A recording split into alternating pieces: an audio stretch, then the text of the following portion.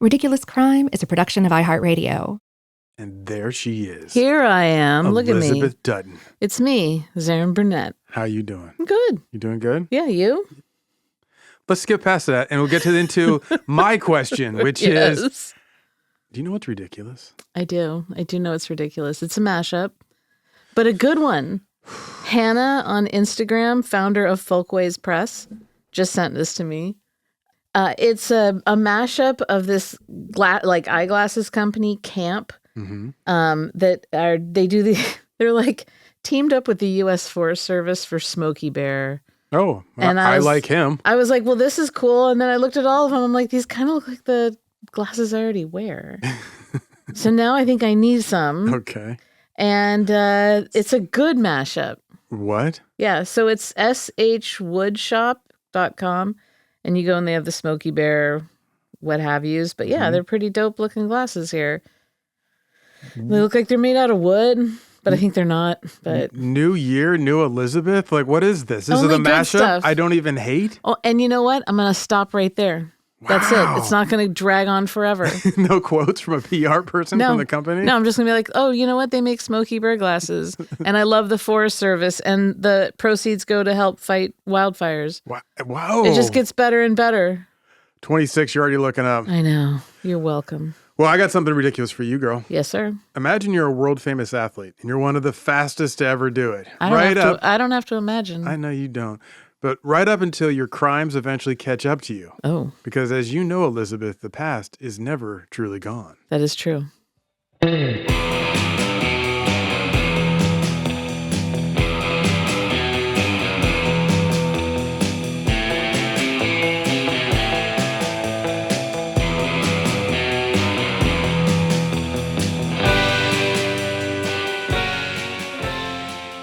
This is Ridiculous Crime, a podcast about absurd and outrageous capers, heists, and cons. It's always 99% murder-free and 100% ridiculous. Ridiculous. Oh, Elizabeth. Zaron. This is a story I've waited to tell you. Really? It's a favorite of mine. Oh. It's part one of a multi-part story about doping in sports. Oh. The other parts I'll tell you at a later date. But for now, part one is about the world's most famous cyclist, Lance Armstrong. Lance. I've told you about my personal connection to Lance Armstrong. It's not really much of a connection. It's more like of a long-running bit. But my friend Derek and I had this little game we'd like to play when we weren't on our own bikes and we were just rolling around in cages. I mean, cars. And anytime that we saw a cyclist in their Lycra gear, we'd both yell, "Lance!" Why that made us laugh so hard, I can't tell you, but it did. My point is, Lance Armstrong has been a joke to us for a long time. Yeah. Mostly because every July we'd watch the Tour de France together, and for years, Lance dominated that multi-stage race around France. Totally did. And Lance was so full of himself. Oh, my God. Which is saying a lot since he's a cyclist. He's living strong, Zaron. I kid, cyclist. I'm one of you. But seriously, Lance Armstrong had a high opinion of Lance Armstrong, as this story will make evident. So what's the story? Well, I'm glad you asked, Elizabeth. Yes, thank you. And I think you already know the general shape and the contours of this one. I think you probably remember it. Yeah, Lance a little Armstrong, bit, yeah. He's caught doping. He loses everything. Right. But that's not the full story. Because as you know, the devil is in the details. Always. So first up, who is Lance Armstrong? Good question. Fantastic question, I'm so Elizabeth. glad you asked that. Now, Lance Gunderson was born in 1971. Wait. In the town of Richardson, Texas. It's a suburb of Dallas. He was born Lance Gunderson. Lance Gunderson. Yeah. So, you know the calculator company, Texas Instruments? Yes. Well, in 1956, they set up shop at the border of Richardson. And after that, the town grew in size and prestige. Suddenly, the real estate's valuable. You could say Richardson is the town that calculators built. Anyway, soon enough after he was born. Guess what? Richardson is the town that calculators built. You told me I could say it. You could say it. I know. You did, too. That was horrible. So anyway, soon after he's born to Richardson, his parents get divorced. Little Lance was just 2 years old. His mother soon remarried, and little Lance took the name of his new stepfather, and that's how he became Lance Armstrong. Okay. Fast forward to his teenage years. We don't need to go over his whole childhood. By the age of 16, Lance Armstrong, he shows this aptitude for athletics. His first success is as a triathlete. You know, like running, swimming, and biking, right? Yeah, tumbling. Within a few years, he's a national champion triathlete. It feels like triathletes were much more of an 80s, 90s thing. Like back when you'd hear about who won the annual Ironman competition. Yeah. You don't hear about that anymore. I don't know. I got a bunch of friends that do triathlons. I mean, the hear rest about of them us. too much. So, like the national conversation. Yeah. You don't hear about who won the Ironman, basically. Yeah. I think in the 90s, other extreme sports began to surpass that OG grueling competition. Anyway, that's where Lance Armstrong first makes a name for himself, the swimming, the cycling, the running. Then in 1992, he switches it up. He focuses solely on cycling, and he turns pro as a cyclist that same year. He did not want to do the runs? No more swim for him. So he joins the Motorola cycling team, which was like one of the best in the world at the time. And from the jump, he's damn good. In 1993, he competes in the Tour de France. He wins a stage, which is shocking, right? His first time out. Totally. Now, later that same year, he wins the World Road Race Championship. I thought you were going to say road rage. No. I was so excited for a second. This starts a string of wins for Lance that culminates in him winning the Triple Crown in cycling. He won the Thrift Drug Classic in Pittsburgh. Oh. He won the Kmart West Virginia Classic. Honey. And finally, he won the Core States U.S. Pro National Championships in Philly. Now that sounds like a legitimate race. Totally. It's not exactly like, Belmont, the Preakness, and the Kentucky Derby, but you get the idea. Now, He should have done those. That would have been amazing if he beat the horses. Yes. So this is also, Elizabeth, when the first allegations of his cheating pops into this story. Okay. That early? Yes, because apparently one of the cyclists he was competing against in the national championship alleges that Lance bribed him to let Lance win so he could take the Triple Crown. Oh. That was just a bribe. But soon enough, by 1995, Lance moved on to performance-enhancing drugs. Anyway, the next year, his ascendant career, right? It continues its rise. He competes at the 1996 Summer Olympics in my hometown of Atlanta, Georgia. Mm-hmm. However, he didn't medal in the Olympics. Instead, he finished 12th in the road race. You know what that means. He's going to need to dope even harder. Yeah. But unfortunately, later on in that same year, tragedy struck Elizabeth. His cycling career had to be put on hold when Lance Armstrong was diagnosed with testicular cancer. Yeah, I remember that. It was bad. Like, his doctors didn't think he would live. Oh, really? However, if there's one thing we can say about Lance Armstrong, he is committed to winning. And so he dedicates himself to beating cancer. It works. He defies the expectations of his doctors. He beats testicular cancer. Good for him. Right? And then after his cancer is in remission, he founds the Lance Armstrong Foundation in order to help other cancer survivors. That's like good. him, That's a good thing. Totally. It would later change its name to the Livestrong Foundation. With the yellow bracelets. Right. Yeah, you remember those. Mm-hmm. More on those later. Now, the next year, 1997, Lance Armstrong meets Kristen Richard. The two hit it off. They get married the following year. The couple gets right to work on having a family. They welcome a son in October of 99, a pair of twin daughters in 2001. Now, you may be wondering, how does a testicular cancer survivor pull off this miracle? I wasn't wondering that. That's his business. Well, he had his testicles removed. Not both of them. I thought he just had one. The one, yeah. But it was like, he wasn't like it was, the odds were against him. Okay. People were surprised, right? And sure. It turns out Lance had foresight. He'd made some deposits at the sperm bank. Yeah, that makes sense. Kids were created using his junk from before he had surgery. Sure. Anyway, back to cycling. In 98, Lance gets back on the saddle and launches this improbable comeback. Nobody thinks it's possible, but again, he's like, I'm committed to winning. His first attempts, though, are met with failure, but that just shows Lance will need to work even harder if he wants to return to professional cycling.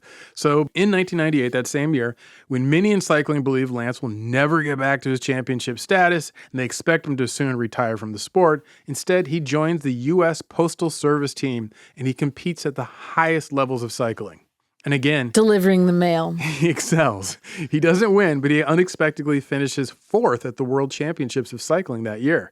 Wow. The next year, in 99, Lance roars back onto the professional cycling scene when he competes in the Tour de France, which is the coolest, biggest. Yeah, Ne Plus Ultra. Yeah, that's it. Exactly. That's it's the best race in the world. So he stuns everybody. He wins the whole damn thing.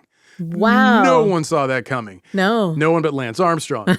However, there was an asterisk on his victory because he competed in a field of cyclists that was missing 2 of the best racers in the sport. So folks were like, well, sure, it's impressive that Lance beat cancer and he came back to win the Tour de France, but he didn't beat the best in the world. That's kind of rough. Right? So the next year, in 2000, the best were back in the saddle with him, all ready to challenge Lance in the Tour de France. And wouldn't you know it, Lance still wins the damn thing. Nice. In fact, he increases his pace and wins by 6 minutes over this other cyclist, Jan. 6 minutes? Yeah, he beats Jan Ullrich, who many believe was the best in the world at the time and had been absent the year prior. That's huge. That's a huge amount of time. Oh, totally. He's normally winning like a minute and a half, 2 minutes. Now it's 6 minutes. Have you ever seen the pictures from the like original Tour de France where they're like smoking cigarettes? Totally. And they'd stop and have wine breaks, wine and cheese breaks. They should still do that. They really should. Now, that same summer, Lance, he competes in the Summer Olympics in Sydney, Australia, where he finishes third, which means he medals and takes the bronze. Following year, 2001, Lance returns to the Tour de France, and wouldn't you know it, Elizabeth, he wins again. Now he's won 3 times in a row. The world of cycling is agog. Who is this guy, they're wondering? Who is it? Why didn't he win at the Olympics? That's weird. It's tough competition. I guess. Then the next year, 2002, he does it again. Lance wins the Tour de France for a 4th time in a row. It's truly an exceptional victory. Yes. Suddenly, Lance Armstrong is considered the best cyclist in the world. Yeah. However, I should point out something. He didn't do it alone. I don't know if you know how the Tour de France works entirely, but you race as part of a team, which means team members take turns as the lead racer for the team. This allows the other team members to ride in their slipstream back in the rest of the peloton, which means then they ride against reduced wind and they experience less drag, which keeps their legs like fresh for that final push at the end of the day's stage. So although Lance wins the Tour de France, it's really a team victory. Sure. Anyway, the next year, 2003, Lance wins the Tour de France again, stretching his streak of victories to 5 in a row. It's incredible. By this point, people who aren't even cycling fans, they know his name. Many are tuning in to watch the Tour de France just to see if Lance can do it again. Notably, in that year's Tour de France, in a late stage, Lance was leading when one of the race spectators, like who crowd the roadside, they collided with Lance, and their handbag wraps around his handlebars, and he nearly crashes, which is bad on a bike, especially when you have no hair on your legs, like you go down. I mean, if he'd had hair, well, it's not like the hair would help with the crash, but it's he'd like for be like some a reason, tumbleweed. His main competitor, Jan Ullrich, the former best cyclist in the world, he decides not to take advantage of this mishap, and he waits for Lance to get back in the race. You're kidding. This show of sportsmanship is heralded by the cycling world, especially when Lance goes on to win the Tour yet again. Little did folks know that Lance was not so committed to fair play himself.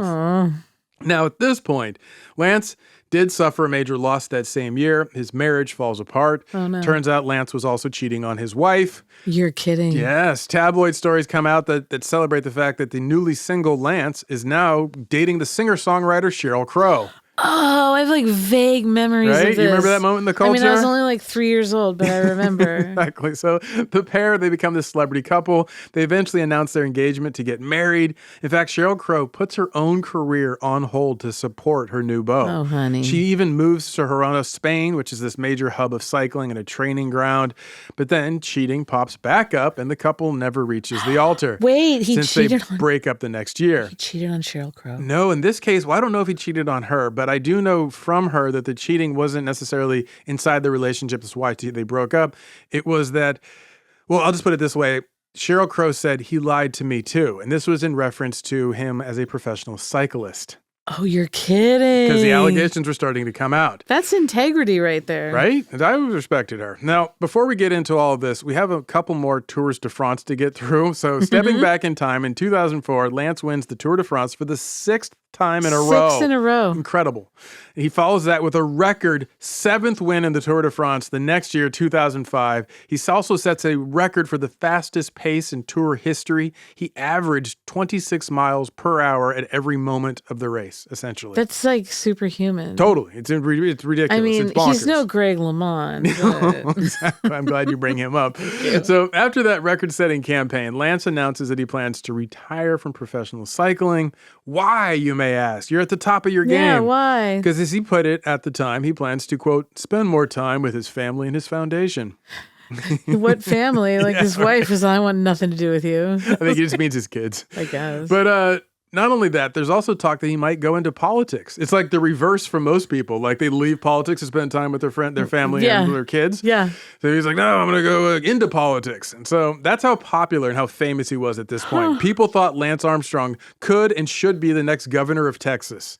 Wow, what Yeah. a different timeline. Right? And in fact, President George W. Bush, the former governor of Texas, supported the idea because you see these two Texans, they used to go cycling together at the president's ranch in Texas. Interesting. Yeah, they were buddies, good buddies. Now, before he can announce his candidacy for governor of Texas, Lance goes on the Charlie Rose show, the old Charlie Rose show with the big desk on PBS, and he confesses that he's decided to forego an entry into politics. I'll give you one guess why he decides politics is not for him. Citizens United ruling. Good call. But it's actually, by this point, talk is all around that Lance is a cheater. Now, as you may recall, by this point, Lance had been cheating since way back in the 90s. Yeah. And talk of him doping dated back to his first victory in the Tour de France in 1999. Yeah. Despite the many whispers against him, Lance insists it's a smear campaign. He vociferously denies he's ever used any performance-enhancing drugs. But then, Elizabeth, the truth begins to come out. Yeah. And when it does, it ruins everything. I'm talking all his hard work, his victories, his records, his celebrity status, even his cancer foundation. Well, there was a time when op research in politics was so flawless. Oh, yeah. And they would get absolutely everything, and then it could tank campaigns. Yes, I think that was a concern. I don't think that works anymore, but well, yeah, I think these people care. believe that all the politicians are dirty. So now you so don't who have the cares belief. now? Exactly. But it used to be you knew oh man, they're going to lock in and get everything on this person. Totally. He's going to get Gary Hearted. Yes. Now, before we get into all of what he loses, let's take a little break. And after these messages, we'll get into blood doping. This is so weird.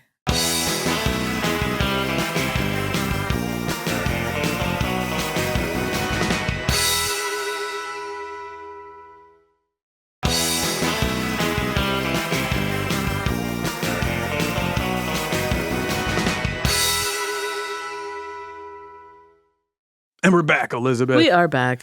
So, about those blood doping allegations. Blood doping. So it turns out, all during his 7-year run of wins at the Tour de France, there was plenty of talk that Lance Armstrong was cheating. And this was helped along by his tendency to attack his fellow professional cyclists who spoke out against doping in cycling. Wait, it's not just against him, but just in general. In general. You see, back in 1999, when Lance won his first Tour de France, there was something called the Festina affair, which sounds far more risky than it was. Sounds fun. There's this cyclist named Christophe Bassons who rides for Team Festina. He's the only member of the team who was not doping. And that same year, 99, Christophe writes a series of articles for the French press about the prevalence of doping in cycling. And he says it's rampant. Huh. Well, Lance Armstrong don't like that. So he confronts Christophe, and he does it during the 99 Tour de France. While they're both on bikes riding? Literally. According to Bassons, You're kidding. Armstrong rides up alongside him and confronts him about his whistleblowing in the French press. Yeah, they got time to talk. So apparently Armstrong tells Bassons, and I quote, "It was a mistake to speak out the way I do, and he asked why I was doing it. I told him that I'm thinking of the next generation of riders. And then he said, why don't you leave then?" What? Yes, it wasn't even that he was mentioning Lance's name. He was just talking about how prevalent it is. Yeah, in general, and just disappointment with it. Yeah. Unbelievable. So when word of their mid-race conflicts emerges, Armstrong then tells a reporter from a French TV station that, and I quote, "his accusations aren't good for cycling, for his team, for me, for anybody. If he thinks cycling works like that, he's wrong, and he'd be better off going home." There's a heavy emphasis on his accusations aren't good for me, Lance Armstrong. Yes, exactly. It's one of those things where it's there shouldn't be a question of you get out there and you say doping's bad. Mm-hmm. Just like if you were to say don't do illegal things. Sure. Okay, well that's a statement that shouldn't have blowback. Mm-hmm. I just am. But if you come out and you say everyone in Cleveland is doing illegal things, someone in Cleveland might get mad. Yeah, well. Just as a counterpoint. Yeah. But really, Lance's concern was, I don't need people poking around, asking a bunch of questions, and coming up with new drug tests. True. Because I'm just beating the ones they have and they don't have. So don't ask for more. He should have been yeah, don't dope. That's terrible. Yeah, but they didn't want the best cyclists in the world to agree that it's occurring, because then that gives gravitas, and then all of a sudden they got new tests and everyone's got to pee in a jar before and after races. That's what happens. So at this point, I pee in a jar every day. I know, and I want to talk to you about that. Yeah, well. Mrs. Howard Hughes over here. I need to introduce you now to a key figure in this story. Enter Michel Ferrari. Hello. What a great name, right? Michel For a very Ferrari. sleazy guy. Perfect. Michel Ferrari, as you might guess, is an Italian. He's technically Dr. Ferrari. Dr. Ferrari. Yeah, he's a physician. He's also a cycling coach. I love it. So Dr. Ferrari first met Lance back in 95. He was a known figure in cycling, a doctor who was rumored to be this dark force in the sport. Mm-hmm. You see, when he was training as a physician, he studied anaerobic thresholds, as in like how a human body maximizes its oxygen usage. Sure. So the whispers were he was helping cyclists to beat the many drug tests that they had to take. In fact, when he heard that Lance was working with Dr. Ferrari, the organizer of the Tour de France, Jean-Marie Leblanc, said, "I am not happy that the two names are mixed." So, yeah. So it was no big secret that Dr. Ferrari is dirty. Yeah. The trouble was it wasn't easy to prove. Yeah. That said, Dr. Ferrari had been banned from practicing medicine to aid cyclists by the Italian Cycling Federation. Oh, you're kidding. His own people were onto him. Yeah. However, the French had yet to take such a bold step. Okay, Elizabeth, I got to ask, do you know what EPO is? EPO. Yeah, not many do. EPO is a slang term for a group of glycoprotein cytokines, I have no idea. such as erythropoietin, hematopoietin, and hemopoietin. Sure, if you Right. say so. Now, those three mouthfuls are substances that the kidneys secrete Okay. naturally, right? It's the Right. body's way of dealing with hypoxia when you have too little oxygen in the blood, which is, so EPO causes the body to create more red blood cells from deep inside your bone marrow, because that's where you create red blood cells. And then obviously if you're competing in a grueling road race, the more oxygenated your blood is, the more red blood cells you have that can carry oxygen to your spent muscles, the better a cyclist will Well, do. and you need to be oxygenated so you can have conversations mid-race. Like, most people are like, "Okay, hold on a second. Okay, hold on. We get to this downhill part. I'll tell you what I really need to tell you so bad." Fall back in the Peloton with me so we can talk. So the talk was Dr. Ferrari was known to inject Lance with doses of EPO. And I'm not saying that. One of Lance Armstrong's teammates said that. Just, okay. Yes, Elizabeth, meet George Hincapie, or Hi, George. Hincapie. Hi, George. So he rode for the Motorola cycling team back in the early 90s alongside Lance Armstrong. So according to his deposition, I'll get to that later, Hincapie said that, quote, "Prior to joining Motorola, I knew that Lance Armstrong was on the team as I had met him several years prior when we had raced on the national team together. Lance and I were friends from the start," right? Okay. So he was also stated for the record that around that same time, and I quote, "During the 1994, I was given injections by the team's Belgian massage therapist. Stop it. I asked please. what was in the injections and was told that the substances were legal products such as vitamin C, vitamin B12, and liver cleanser." And hot beef. Elizabeth, if you're ever find yourself being given a subcutaneous injection of something called liver cleaner by a Belgian massage therapist, Then I'll know I've made it in this world. yeah, things have already gotten out of control. Then I'm like at like Kardashian level influencing. Totally. That's when you know it doesn't get any better than this. So back to George Hincapie and his deposition, he recalled that, and I quote, "In 1995, there appeared to be a major change in the peloton. It was becoming very difficult to keep up, and I learned that the reason was," well, Elizabeth, you want to guess what it was? Yes, please. That's right. It was EPO. EPO. So this is when EPO emerges as the substance of choice for cheating. Yeah. So back to George Hincapie. The widespread uses of erythropoietin, a banned blood oxygen booster for which there was, at the time, no effective doping test. Sure, So- it's like naturally occurring Exactly. in the body. How would you be able to test for like, how Right. much glucose you have in your blood versus how much you should have? It's Right. like, so as Hincapie puts it, there's obvious pressure to keep up with the other racers in the peloton. And I quote, "As the speed of the peloton increased, we seemed to be confronted with the choice of using EPO or not performing well in races. At this point in time, people in the peloton were talking about EPO quite openly." Well, I mean, that's the problem is that you're in this group and you got to keep up. And you want to be a professional if you want to stay on the team. If everyone else is like speeding along all Totally. full of oxygen. So just like his teammate Lance Armstrong, Hincapie was also quite familiar with Dr. Ferrari.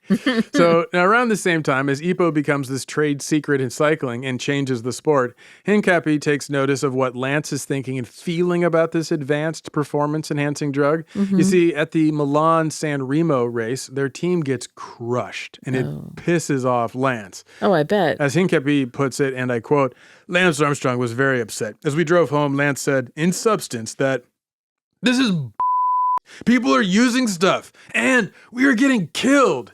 He said, in substance, that he did not want to get crushed anymore, and something needed to be done. So what needs to be done? Great question, Drugs. Elizabeth. Back to Hincapie. I understood that he meant the team needed to get on EPO. Yeah. So the team leader is saying, we all need to EPO up. Everyone's going to EPO up. He's like got needles dangling out of his skin. He's like, I just want it all the time. So being a good teammate, Hincapie finds where he can get his hands on some EPO. It's for sale at pharmacies in Switzerland. CVS? No, but in Switzerland, CVS, yes. Wait, they just sell it at a pharmacy? Yeah. This sounds like something that like you'd have to tinker in a lab. Totally, like isolate and Who else is getting it? What are the other medical applications? I wish I had a good answer for that. I mean, I could guess, Maybe it's but I people don't with, know. like, kidney disease or- perhaps people who are having like bone marrow issues, bone cancer, Interesting. things of that nature. Perhaps some of Crab Rangoon. exactly things of that nature. So that's where he goes. He goes to a pharmacy in Switzerland. He picks himself up some EPO. He then begins to perform subcutaneous injections of EPO on his own. No, like Belgian massage therapist. He's just, I got this one. Jabbing it in there. Or what if they like sell it like in a can, like Monster Energy drink, like crack it open, just chugging that EPO. Keep that thought in mind. No, as Hincapie recalls, I had made up my mind that if I wanted to be a professional cyclist, I had to do this. Now, remember, professional cycling in events like the Tour de France is a team sport. If you're not doing what all you can to win, well, the team will find someone who will. Yeah. You don't want to have like Lance mad at you because you're not willing to inject an experimental drug.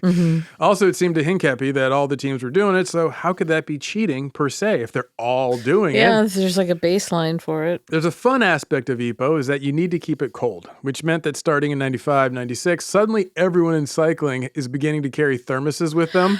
No, like Stanley Cups. Yes, that's exactly it. And not just that, they also had full-on coolers. Like some of them were dragging. Sponsored by Yeti. Yeah, exactly. So as Hincapie explains, guys began carrying around coolers and coffee thermoses with ice in them. I generally recall that almost everyone on our team had a thermos. That's incredible. Right? So thanks to EPO, Hincapie also noted that our performance began to improve. Lance started to do better.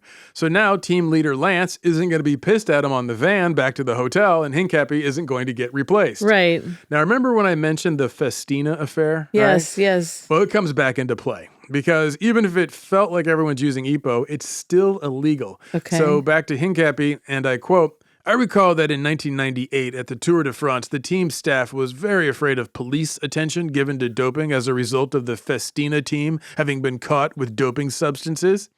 Okay. So what does that mean in real world Please. practical terms? Speak of the English. Well, as Hincapie tells it, drugs were dumped overboard when the ferry carrying the team was making the passage from Ireland where a portion of the tour had been run. Yes. So not only so they're just jettisoning it. Yes. Into the, Not only that, there were other incidents, such as when, and I quote, later during that tour, I was in the team camper when team staff flushed drugs down the toilet of the team camper. Well, it's not going to go very far. It's just Well, it's like liquid, so they can just pour it in and flush. It's gone. and then it's gone. It's in the tank. Totally. Now they have to shoot up everything in the poop tank. So they're like teens trying to get rid of They pot. totally are. Flushing it in the toilet. It's so embarrassing. So for clearly, them. everyone involved knows what they're doing. Not only violates the rules of cycling, but it's also illegal, as in they have to hide it from the police. Right. But they keep right on doping, Elizabeth. Now, at this point, both Lance and George Hincapie are riding for the U.S. Postal Service cycling team, which is known to be the best team in the world at this point. And it isn't just EPO that the team is injecting. As Hincapie tells it, I recall using testosterone pills and HGH to recover after stages of the race, and using EPO. So They're just everything. yeah, they're just a little like pharmacies on wheels. So if you are, into knowing what all these acronyms are, HGH is short for human growth hormone. So these cyclists are using a cocktail of human growth hormone, testosterone, and red blood stimulant, aka EPO. Now, the testosterone they were using is nicknamed the oil because the steroid andriol, which came in these red gel caps, gets mixed with olive oil so that the riders can swallow it and have it be absorbed by the body. Okay. So as Hincapie puts it, many on the team carried around little vials or bottles with this testosterone olive oil mixture. So now they got like thermoses of EPO, they've got vials and bottles of olive oil mixtured with testosterone. Oh, man. So the way that the cycling world tests for blood doping cheaters is to check a rider's hematocrit levels. Okay. So this is a medical term for the percentage of red blood cells in the blood. Yeah. So this means Dr. Ferrari and others like him had to keep track of the riders' red blood cell count to know what their baseline was. And then they had to ensure that the red blood cell count stayed below a certain threshold. And if they got close to that threshold, the riders would inject saline infusions to bring it down. Oh, my God. Percentage-wise. So you add that to the list. They're also injecting saline, which is just salt water. Yeah, but they're thinning the blood. Yeah, exactly. So they got another substance they got to keep on the van. Oh, my God. Anyway, now that the performance-enhancing drugs have become rife in professional cycling, this is the same time when, in 1999, Lance wins his first of 7 in a row Tour de France championships. Oh, so he started way. I thought in my mind he was like doing the doping like a couple wins in. No. Oh, heavens. Ramping up into it. Oh, So my God. you better believe Lance is now downing all the EPO and the oil he could get his hands on because, back to George Hincapie, at a race in Spain in 2000, Lance indicated to me he had taken testosterone. Lance told me he was feeling good and recovered, that he had just taken some oil. Taking some oil. Yeah, so also being that they're teammates, Hincapie helped Lance to avoid the drug testers that would come around and ask for blood work from the riders for testing. He tells this one story, and I quote, "When I heard that drug testing officials were at the hotel, I texted Lance to warn him to avoid the place. As a result, Lance dropped out of the race." Dropped out in order to avoid the... This wasn't the Tour de France. Yeah, it was but just still. So it was Lance who first put his teammate Hincapie in touch with old Dr. Ferrari, who then turned him onto the new practice of blood doping via blood replacement, wherein blood would be taken out of the body and then reinfused just right before the race. So now, like a Keith Richards type situation. Exactly, yeah. Instead of having to put EPO, so you're creating more blood cells in your bone marrow and have that come out into the blood, they're just taking blood out and then putting it back in. And so now you got extra blood, extra oxygen carrying red blood cells. And That's crazy. And it's all yours, so good luck finding it. That's crazy. Yes, and this is all under the direction of Dr. Ferrari. His program of blood extraction and replacement cost about $15,000 for the entire racing season. Now, if you multiply... That's affordable. No, not bad. But if you multiply that $15,000 by several riders, possibly, dozens and dozens, Dr. Ferrari was making a pretty penny off of cheating. Sure, yeah. And the best part about blood doping versus performance-enhancing drugs like EPO and testosterone HGH is there's no test for your own drawn blood. Right. So you can just replace it. And also the costs are really low. He's just buying some syringes and a couple blood bags. Yeah. I mean, it's not like he has to go and buy EPO at the pharmacy in Switzerland. Right. So now this is where Lance Armstrong's blood doping scandal gets its name. Over time, he graduates from performance-enhancing drugs to hot swapping his own blood. That's so nuts. Okay, now it's time to dive deeper into the scandal and see how it all comes crashing down. But first, let's check some ads. And then when we're back, we'll get to Lance and his blood doping ways. Oh, my goodness.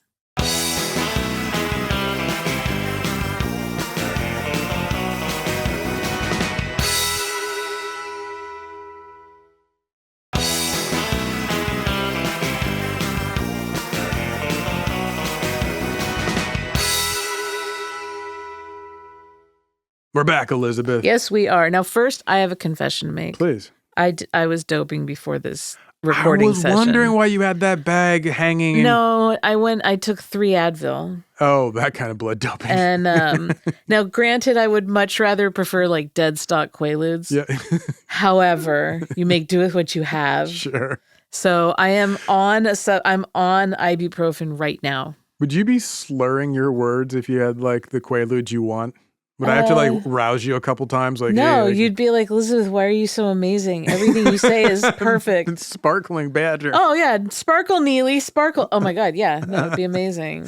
Okay, well. I feel like I would be at my optimal form on Quaaludes. Really? Okay. I'll take your word for it.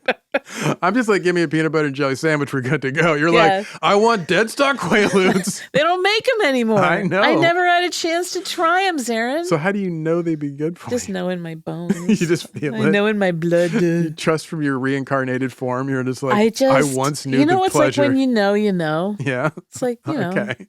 Just I know that I would probably be a total badass in mid-Renaissance Italy. Oh, how so? I think I would just I'd be bossing everyone around and be I would dominate. You would project yourself in a position of power. Yeah. You're not like a peasant in the no, field. no. Maybe I start as one, but I don't end up as one. Okay, you get Medici and on then them. what if I was also on Quaaludes? Yeah, one of those. These are things you know in your bones. Like one of those poison rings. You're just getting rid of people until you're 100%. Okay, well, you want to know how we know that Lance Armstrong cheated and he used this EPO and the testosterone, the HGH, and finally went to blood doping to win his record 7 straight Tour de France victories? These are great questions, Elizabeth. So good. Well, we have, obviously, eyewitness accounts because, namely, his teammates. They all know what he's doing, especially a man named, that's right, George Hincapie. So, George. In his deposition, he recalls how he traveled to Belgium and to Spain to begin a program of blood doping under medical supervision, and he'd meet in a hotel room like he was having like a secret affair. Only instead of meeting a paramour, he'd meet a doctor, a man named Dr. Del Moral. And one day in a Spanish apartment he rented while he was training. Dr. Demerol? He witnessed Lance do the exact same thing, the blood doping. However, rather than me read you another quote from Hincapie, Elizabeth, close your eyes. My eyes are closed. I'd like you to picture it.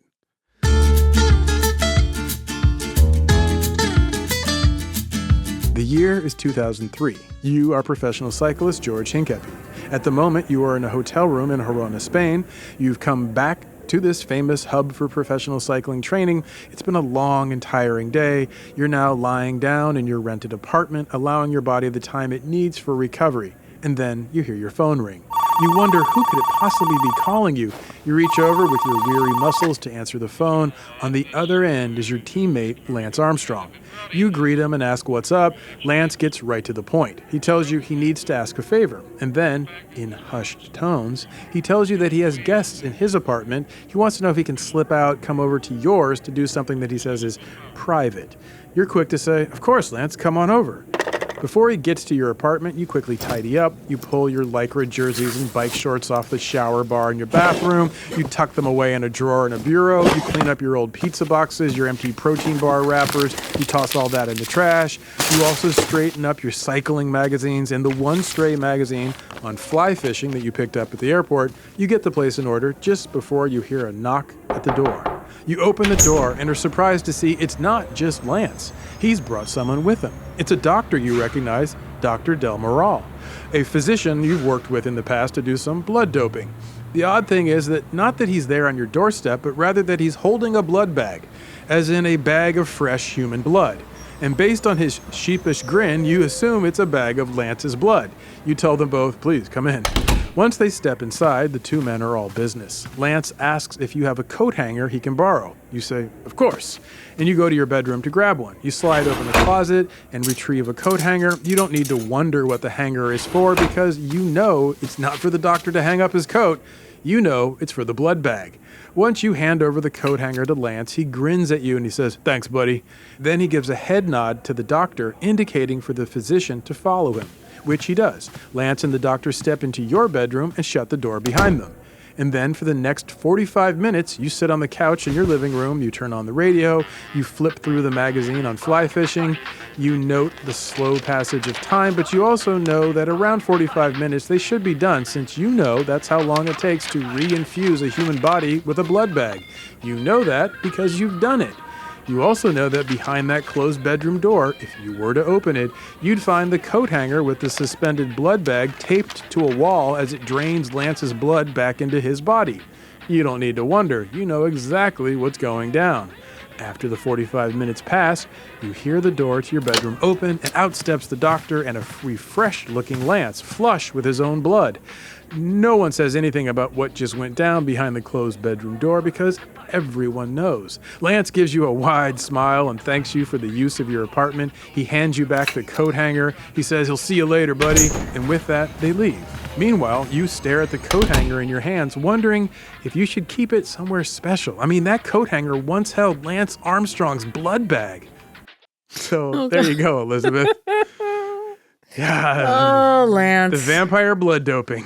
I love him just showing up at the door holding, like, it's not even in like a cooler. No, he's just like, here's the blood. Strutting around with a bag of blood. And no one will ask questions about this. I'm a doctor. This is the eyewitness evidence of Lance Armstrong's blood doping program. But that wasn't the only time George, witnessed his teammates' blood doping. In 2004 at the Tour de France, he watched as his teammates on the team bus received blood transfusions. They were like, are these windows tinted?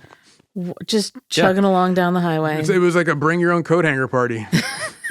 So the next year in 2005, at Lance's final victorious Tour de France, his teammate, George Hincapie, told Lance he needed some fresh, cool EPO, and Lance replied that he could help him out with some from his own personal supply. He then handed over 2 chilled vials of EPO, so he was well aware about Lance's use of EPO and the blood doping via blood bags. Yeah. But that's not all, Elizabeth. He was also aware of his teammates using cortisone. And he recalled that back in 99, Lance had tested positive for a corticosteroid at the Tour de France, but that Lance excused it away by explaining that he used a cortisone cream to treat saddle sores, which he assumed was an excuse that it hid the fact he actually had received cortisone injections, which were frequently given by the team doctors to assist riders with their performance. Yeah. So all the performance-enhancing methods of cheating were so common for Lance's team that the next year, the Tour de France in 2000, as Hincapie reported, and I quote, French law enforcement had commenced an investigation regarding medical waste dumped by the U.S. Postal Service team staff. The medical waste. Yes, French cops were following around, looking through their trash, going, are there any blood bags in here? What's crazy is it's like, did you get a cortisone shot? But then it's like you see like in American football, they put him in a tent and God knows what they shoot him up with. And Toradol. But like their legs half off and then they put him, no, you can do it. Yeah, it's like you can play on a broken shin. You ever been to a racetrack when a horse goes down and they bring out that white tent and then they like in the horse? When they first got the blue tents, that's what I kept thinking of. I was just like, this is getting when bleak. King Charles was with his coronation. Oh yeah, he would be. And they put him in the tent and took his clothes off and anointed him with oil and touched him. Yeah. So, when the French police did find evidence of a substance called activigin or activigan, it's used to increase circulation of blood and thus enhance riders' performance. Lance and his team claimed that it was used to treat saddle rash, which, as Hincapie recalled, was a false claim that was, quote, made to the media and others during the course of the French investigation. So he's just telling all. This is all about my saddlebags. Seriously. There are other teammates who also recalled Lance's commitment to performance-enhanced excellence, such as Levi Leipheimer, who said in a deposition that he remembered a time when in 2009 or 2010, after Lance came back to the sport, and I quote, discussing with Lance a theoretical new drug being discussed in the media, I asked him if he knew anything about it, and his response was, I'm always down for it, by which I understood him to be saying that he was always willing to try a new doping product. That's like me with vaccines. Yeah, I'm always down for it. Whatever you have back there, I'll take it. Vax me up. The Elizabeth Dutton story. Vax to the max. Okay, so how does this carnival of organized cheating in professional cycling finally come to an end? How does it? Great question, Elizabeth. Thank you. And also, there's the other question of how did the authorities finally gather enough evidence to prove Lance was using performance-enhancing drugs for his record 7 straight victories? Yeah. Another great question, Elizabeth. I know. Bang I'm up. full of it. So the story goes, after years and years of talk around the cycling world and the people who spent time near it, the story really breaks when finally some journalists put all the talk together and they write this whole last book about the widespread doping scandal in professional cycling. In 2004, David Walsh and Pierre Ballester, they published this book, L.A. Confidential, Les Secrets de Lance Armstrong. You get it, LA is Lance Armstrong Confidential. So their book featured a former insider to Lance Armstrong's world, this woman named Emma O'Reilly. Now, Emma was Lance Armstrong's soigneur, and she claimed that when Lance tested positive for corticosteroids in 99 at the Tour de France, his first win, the team created this backdated prescription for saddle sore treatment. So he was lying about lesions on his taint to pass a drug test, essentially. So that's just one of those moments where you have to know you've crossed over another line. Sure. So now, if like me, you're wondering, what's a soigneur? I'm glad you asked, Elizabeth. Yeah. It's French, and it means one who provides care. Okay. So a soigneur in the cycling world is like a personal assistant or kind of like a squire for a knight in armor. Okay. Right? They attend to all their needs. But the soigneur, like, not only do they totally take care of professional cyclists, I mean, they prepare their special foods. They feed them. It's like a valet. Sometimes they like hand feed them like if they're doing other stuff. Like a tiny baby? Yeah, they lay out their little clean spandex fun suits for biking. Eat the food and spit it into their mouth like a bird. Mama bird? Totally. That's cool. When the cyclist is done for the day, they'd also take their sweaty lycra leotards and wash them for them. And then they would massage their sore bodies and prepare them for the next day. It's an intimate It's relationship. a gentleman's tiger. Is what that That's is. exactly what it is. He's like, I've got a rash on my bingo wings. Rub me. Rub me down, daddy. Squeeze the ketchup. So when his soigneur, Emma O'Reilly, says something, it's coming from a place of trusted intimacy and proximity. Oh, yeah, she's seen a lot. Right? So basically, she saw and heard just about everything, but the blood bags. So only because that came later. Yeah. But she did dispose of syringes for Lance, and she saw his saddle sores, and she knew if Lance actually needed treatment for his taint or not. And when he said he did not. And in fact, according to her, once the business about the whole backdated prescription thing happened, Lance told her, "Now, Emma, you know enough to bring me down." Oh, God. So he knew that she knew as well. She's like, well, I'm going to hold you to it, pal. Yeah, so this book with its insider accounts, but there's others too that I'm just not going to get into, but there's other people who are also being like, oh, I've seen him do stuff you don't want to know about. He was like, I hope you never have to tell anyone about this. It'll ruin me.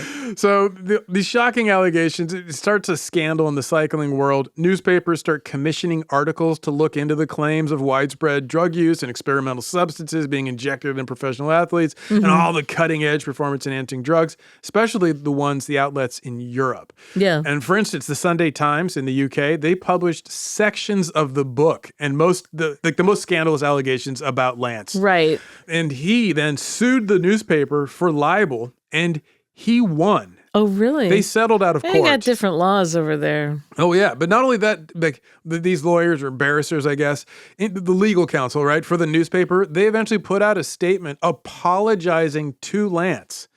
The statement was, and I quote, "The Sunday Times has confirmed to Mr. Armstrong that it never intended to accuse him of being guilty of taking any performance-enhancing drugs and sincerely apologized for any such impression." Huh. Okay. Yeah. So meanwhile, the authors of the book, LA Confidential, Les Secrets de Lance Armstrong, they double down. They're like, down with this. We ain't afraid of you. Sue us in France. Right. So the reporters, David Walsh and Pierre Ballester, they published a second book with fresh allegations about Lance Armstrong's cheating, the experimental drug use. Yeah. Their first book was still having an effect on the world because there's this company in Dallas, Lance's hometown. Right. They didn't want to have to pay Lance the $5 million that they owed him. So the company, SCA Promotions, had agreed to pay a bonus if Lance Armstrong won his 6th Tour de France in a row, which he did in 2004. However, the president of SCA Promotions read LA Confidential, and he used the claims in the book to get out of paying the $5 million. Nice. So then they start fighting over this $5 million, and it goes to an arbitration panel. Depositions get taken, recorded. The final ruling was SCA had to pony up the $5 million. Really? But get this, Elizabeth. Yes. All of this was just an initial feint, like a head fake by the president of SCA Promotions, this cat named Bob Hammond. He didn't really care if he won or lost before the arbitration panel. What he really wanted to do was to trigger an investigation by some bigger authorities who would then ultimately discover Lance was indeed doping, using all the performance-enhancing drugs he'd get his hands on, and then Lance would be banned from professional cycling. He would lose his Tour de France victories, he would lose his records, and once he was no longer a 6-time winner of the Tour de France, then Bob Hammond of SCA Promotions wouldn't have to pay him the contested $5 million. He was playing that long game. That is a long This is what game. I call like a world-class chess master move in the world of cheapskate chess. Yes. And it works. Because soon enough, there's this growing body of evidence that Lance Armstrong is no wonder boy. For instance, the depositions from the SCA Promotions arbitration become public, such that the French newspaper Le Monde, they publish allegations from Frankie Andrew, who was Lance Armstrong's teammate. And not only that, he was the team captain for U.S. Postal Service cycling team for 3 years, 98, 99, and 2000. And Andrew, he had also raced against Lance in the 96 Summer Olympics, so he knew him well. Yeah. And he claimed that after Lance had had brain surgery back in 96, Lance admitted that he'd taken performance-enhancing drugs. He had brain surgery? Yeah. Just for the heck of it? In there. Yeah. So according to Andrew, the captain of Lance's cycling team, he said, and I quote, "The doctor asked him a few questions, not many, and then one of the questions he asked was, 'Have you ever used any performance-enhancing drugs?' And Lance said, 'Yes.' And the doctor asked, 'Okay, what are they?' And Lance said, 'Human growth hormone, cortisone, EPO, steroids, testosterone.'" Oh, God. So boom, now Lance has a real problem. People keep saying that the 7-time winner of the Tour de de France is a star attraction in the dope show. And it's not just people, it's the people closest to him. It's his sommelier, it's his team captain, Right. it's his, Right. his teammates. So in 2005, another book is published about the doping allegations against Lance Armstrong. It's this guy, an author named Dan Coyle, and he writes the book with the title, and I'm going to need a breath for this, Lance Armstrong's War, One Man's Battle Against Fate, Fame, Love, Death, Scandal, and a few other rivals on the road to the Tour de France. Oh, I feel like that could get cut down. Right? Like that is what you call a title. Right. Just call it Lance. Thermal Lance. In his book, as he explained to NPR in 2005, the allegations against Lance were still not quite conclusive. So, however, Coyle's big new reveal was that the French authorities who sanctioned professional cyclists for the Tour de France, they went back to an old urine sample from 99 and they tested it with the new latest testing that they had in 2005. And wouldn't you know it, Elizabeth, Lance's urine sample tested positive for EPO. And this was curious because EPO was never tested for back in 99. Wait, so they keep all the, how far back to the urine? I don't know. Who has to work in that warehouse It's a big and warehouse. maintain the samples? So their electricity bill is really high. Yeah, like all climate controlled. Yeah. It goes back to the 60s? What? But that's a good point because there were questions about their paperwork. Was this even his urine sample? Can you prove this is like because like the chain of custody issues, right? It's fruit of the poison tree. So Lance Armstrong posted on his website that this was a witch hunt and that this was, quote, tabloid journalism. This is because the term fake news did not exist yet. Otherwise, I'm sure he would have just said that. Been all about it. He also said in no uncertain terms, I will simply restate what I've said many times. I have never taken performance-enhancing drugs. So he's kind of like a mixture of like Clinton and Trump at this point, where he's like, I have never had sexual relations with that woman. It's fake news. So Lance denies it, right? This makes it a nationalistic question of belief because Europeans, French, the Italians, the British, they tended to believe the allegations were true. Sure. But not over here in America. As the author Coyle told NPR in 2005, he cited this recent poll that 72% of Americans believed Lance Armstrong was innocent of these allegations against him by Europeans. Oh, good God. So at this point, people start calling for more tests, new fresh tests, more facts to settle things, which means more investigations, bigger, more public investigations. Enter the World Anti-Doping Agency and the International Olympic Committee. They said, test is but in more polite terms. Sure. So due to this building pressure, the Union Cycliste Internationale, aka the UCI, which is the international governing body for cycling, they launch an investigation under pressure from the IOC and the WADA, World Anti-Doping Agency. Yeah. So get this, Elizabeth. The investigators for the UCI, they determined that the charges against Lance should be dropped due to poor handling of his urine samples, improper labeling and testing, etc. The governing body decides to look the other way when it comes to their biggest star in cycling history. Well, yeah. Yeah. So instead, the International Olympics Committee, their ethics commission, they publicly censured the president of the World Anti-Doping Agency, this man named Dick Pound. They punished him for leveling the allegations of wrongdoing against Lance. He's right, but they punish him. Like, take that, Dick Pound. So this was the end of 2005. Now, this is where fate with a capital F gets kind of funny because the very next year, 2006, Lance is retired. It's the first Tour de France without Lance. And so his former teammate, the cyclist Floyd Landis, decides to cheat and use EPO just like everybody's doing it. Landis. Right? And I mean, can you blame him? I mean, Lance has just gotten away with it. I learned it from watching you. The governing body is clearly sweeping it under the rug. So Right. Floyd Landis, he goes and he's doing great. He wins the 17th stage of the 2006 Tour de France. And then, oh no, his urine tests positive for synthetic testosterone. Oh no. So he has to leave the race. And this launches a series of investigations and denials and counter accusations and even some criminal computer hacking by Floyd Landis. We won't get into all that because it ain't his story. But finally, in 2010, Landis confesses in a bunch of emails to his sponsors and to the cycling authorities that it's all true. He and Lance and many other cyclists had all been doping and taking synthetic testosterone, experimental drugs, you name it, all right? Then Floyd Landis turns around and he files his own lawsuit against Lance, citing the False Claims Act, which I didn't know about this, but it's a wild move because he's claiming that as a taxpayer in the United States, his fellow citizen has willfully defrauded the federal government and he's suing on behalf of the government. Wow. Right? That's some legal maneuvering. Totally. So the Wall Street Journal was all over this one. The newspaper reports on the originally sealed lawsuit in which Floyd Landis sued Lance Armstrong for defrauding the U.S. Postal Service, their former sponsor. Oh my God, love it. Yes, right? So you shouldn't cross the Postal Service. You know this. Elizabeth, he basically accused Lance of mail fraud. And you know what that means. We know how that goes. He's in for it now. So they're going to get you for mail fraud. And the feds did indeed come after Lance. So the Justice Department now launches their own investigation. Like, get out of the way, cyclists. We're on this. But not only them, it's also the Food and Drug Administration. They get in on it because of all the experimental drugs Lance is allegedly taking. And Dr. Ferrari's been gargling with samples. Exactly. So at this point, Lance rightly begins to panic because the Justice Department was not making millions and billions off of Lance. No. So unlike the governing body of professional cycling, the feds were unlikely to turn their head or sweep anything under a rug, especially when he's cheating and taking their money. Right. So his teammate, George Hincapie, remembers running into Lance at the 2010 Tour de France, and his federal investigation came up. Like, hey, how's that going? They're like riding next to each other. Yeah. So Hincapie told Lance that the feds had approached him and wanted him to tell all he knew, which would be bad for Lance. It would be bad for both of them. As Hincapie remembers it, quote, Lance said that maybe I should stay in Europe a little longer. I understood by this that he wanted me to stay off the government's radar and was asking me to avoid testifying as long as I could. Stay over here, fool. Exactly. I'll pay for it. I got you a nice chateau. You ever been to Mykonos? So his other former teammate, Levi Leipheimer, was also subpoenaed to appear before the grand jury for testimony, and he did appear, and he didn't lie. He told the truth, the whole truth, and nothing but the truth.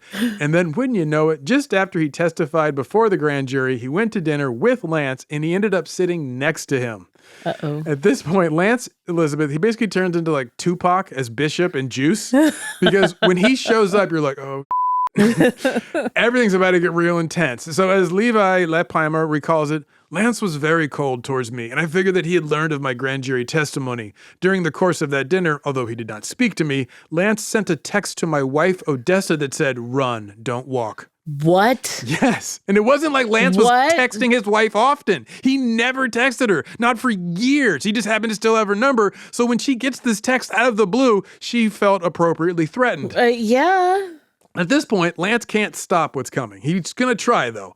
So there were too many people who knew his secrets. There were his teammates, people who knew the truth about his saddle sores, people who'd loaned him a coat hanger for a blood bag, people who'd taken some thermos-chilled EPO from him. All the little people. So the federal investigation, it lasts for 2 years, and the guy running it was this guy named Jeff Nowitzki, who had already had success investigating Barry Bonds and Roger Clemens and their performance-enhancing drug use in baseball, and why they're not in the Hall of Fame. Right. And then, would you believe it, Elizabeth? In February of 2012, the feds dropped their investigation.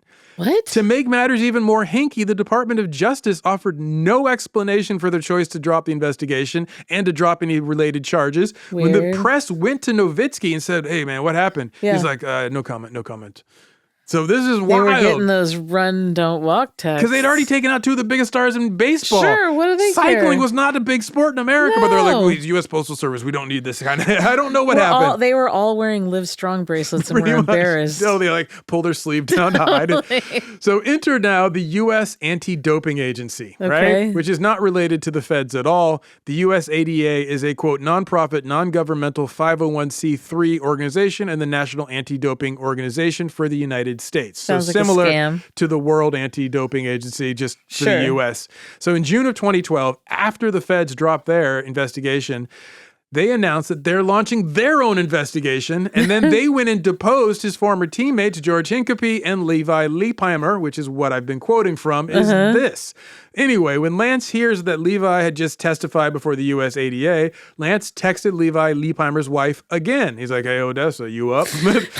Not that fun. This time he asked, are you in California?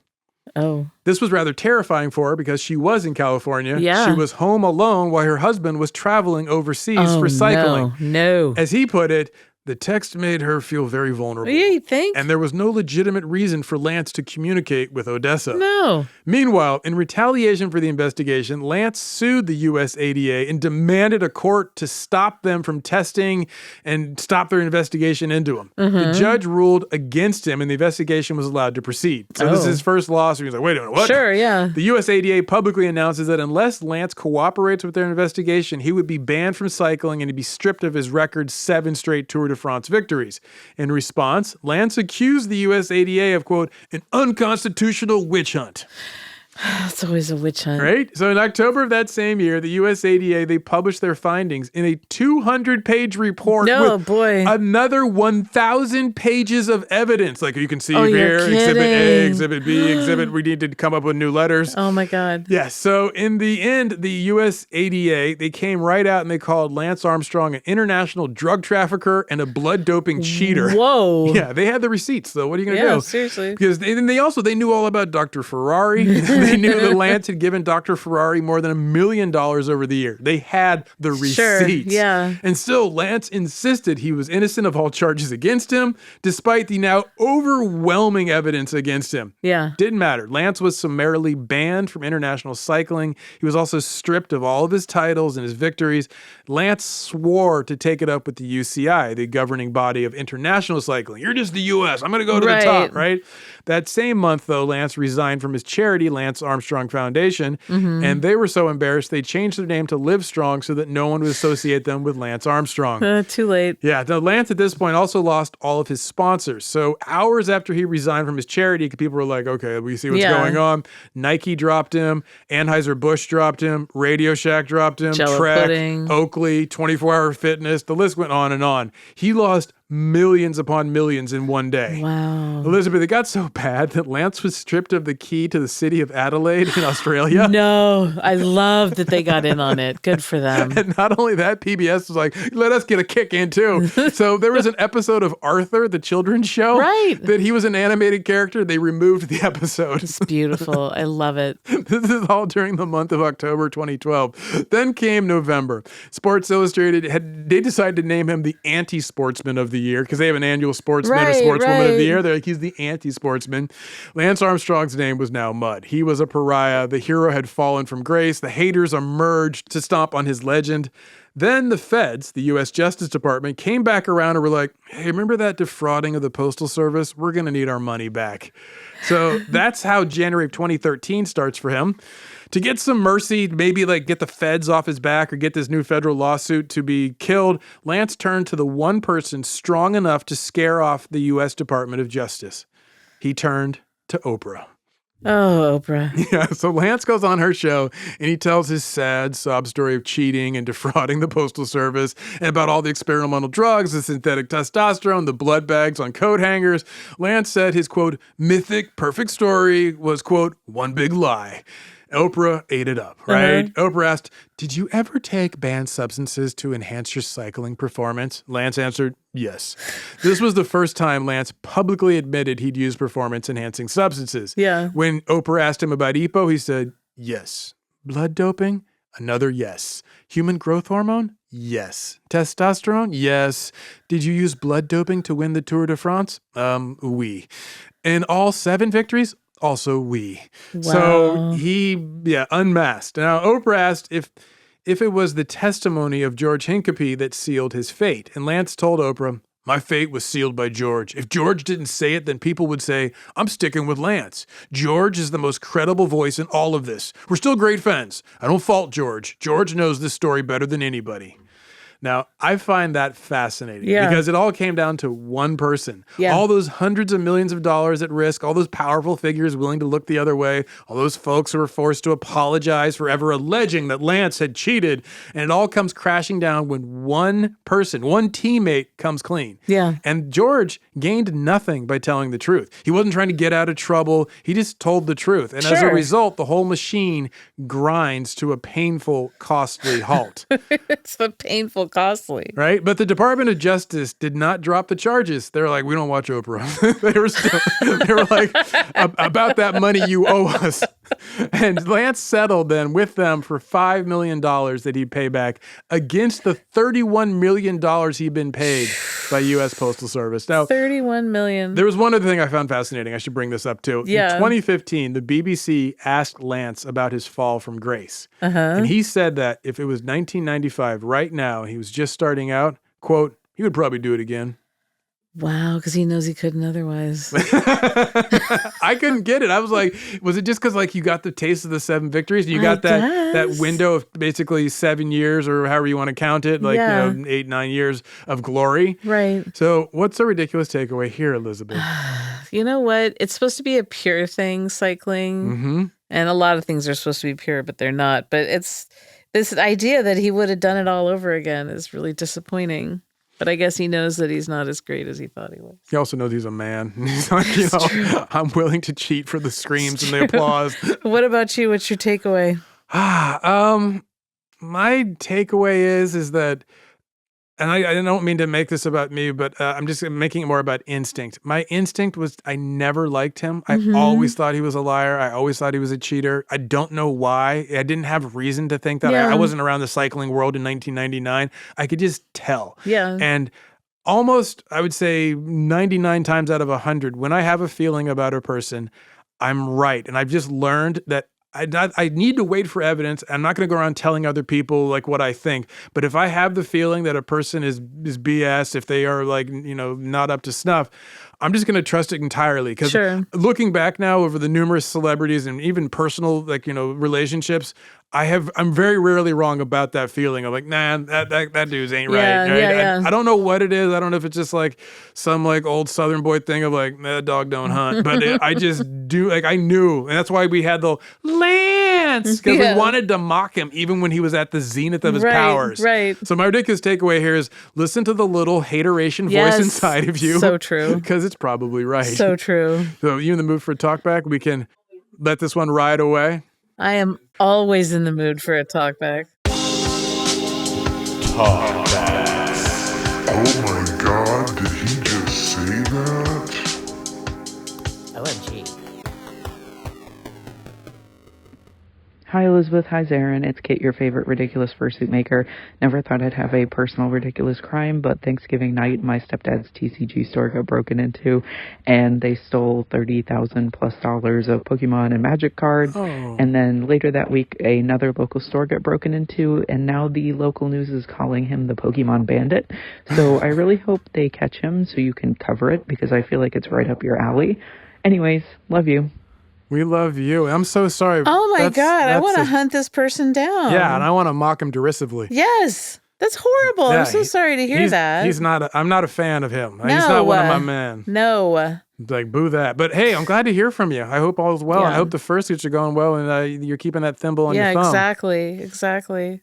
So, Elizabeth. Yeah. Do you know where you can find us online? No. At Ridiculous Crime on social media. Yes, exactly. You go to Blue Sky, Twitter, or Instagram. Forget Twitter. But, look around. You can find us. Now, we do also have our account, Ridiculous Crime Pod, P-O-D, on YouTube. That's worth a listen. And if you like taking your podcast there. We also have our website, ridiculouscrime.com. No podcast there, but plenty of merch. Yes. Just merch out the wazoo. And then also a bunch of fun artwork for you. It has been nominated for the Reinheitsgebot Best Ale of the Year. You're kidding. I don't know if they know it's a website, but whatever. It doesn't matter. Now, we do love your talkbacks, obviously. So please go to the iHeart app, download it, leave a talkback, and maybe you'll hear your voice here. We'd love to hear it. I would. Also, email us if you want, ridiculouscrime@gmail.com. Thanks for listening, and we will catch you next crime. Ridiculous Crime is hosted by Elizabeth Dutton and Zaron Burnett. Produced and edited by our own Dr. Ferrari, Mr. Dave Kustin. And starring Annalise Rutger as Judith. Research is by George Hinkapi's fan club, Marissa Brown, and Jabari Davis. Our theme song is by our house band, Bloodbag and the Coat Hangers, a.k.a. Thomas Lee and Travis Dutton. The host wardrobe provided by Botany 500. Guest hair and makeup by Sparkleshot and Mr. Andre. Executive producers are the former co-directors of the Livestrong Foundation, Ben Bolden and Noel Brown.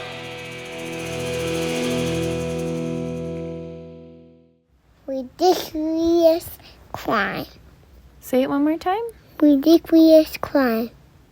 Ridiculous Crime is a production of iHeartRadio. For more podcasts from iHeartRadio, visit the iHeartRadio app, Apple Podcasts, or wherever you listen to your favorite shows.